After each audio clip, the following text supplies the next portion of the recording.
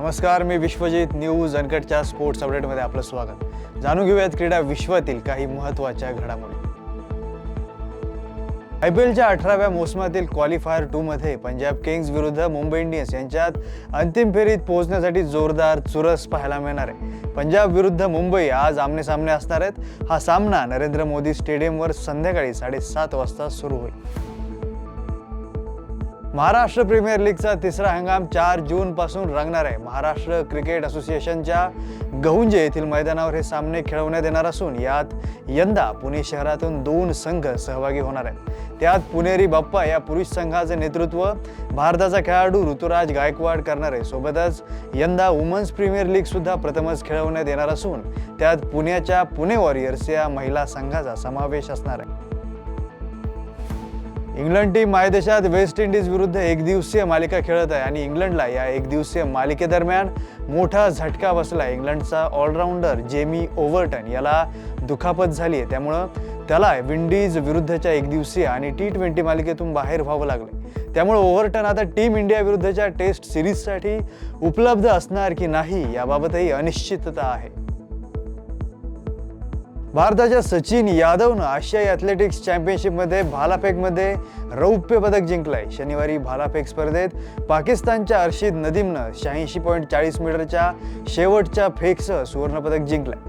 भारताचा सचिन यादव सुरुवातीला पदकांच्या शर्यतीतून बाहेर पडला होता, पण त्यानं शेवटच्या 2 फेऱ्यांमध्ये 83.03 मीटर आणि 85.16 मीटरसह रौप्य पदक जिंकलंय. सचिनने व्यतिरिक्त यशवीर सिंगनं 82.57 मीटरच्या वैयक्तिक सर्वोत्तम फेकसह 5वं स्थान पटकावलंय.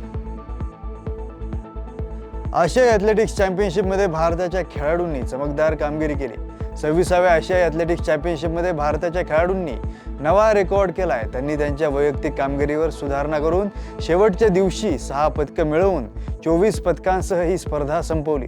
स्पर्धेच्या शेवटच्या दिवशी भारतीय खेळाडूंना सुवर्णपदक जिंकता आलं नसलं तरी देखील त्यांनी उत्कृष्ट कामगिरी करत 3 रौप्य आणि 3 कांस्य पदकं जिंकलीत. यासह आशियाई ॲथलेटिक्स चॅम्पियनशिपच्या मेडल टॅलीमध्ये भारतानं 2रं स्थान पटकावलंय. ICC कडून कसोटी आणि एकदिवसीय सामन्यांचे काही नियम बदलण्यात येणार आहेत. जूनपासून कसोटी सामन्यांसाठी तर जुलैपासून एकदिवसीय क्रिकेटसाठी या सुधारित अटी लागू होणार असल्याचं ICC कडून सांगण्यात आलंय. एकदिवसीय क्रिकेटमध्ये एकाच चेंडूचा वापर, सीमारेषेवर झेल यांसारख्या नियमांमध्ये बदल केले जातील.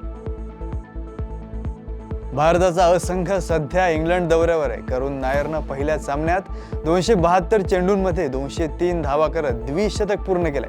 20 जूनपासून सुरू होणाऱ्या इंग्लंड दौऱ्यात तब्बल 8 वर्षांनंतर भारतीय संघामध्ये त्याला स्थान मिळालंय. त्यामुळं आगामी इंग्लंड दौऱ्यात त्याच्याकडून मोठ्या कामगिरीची अपेक्षा असेल.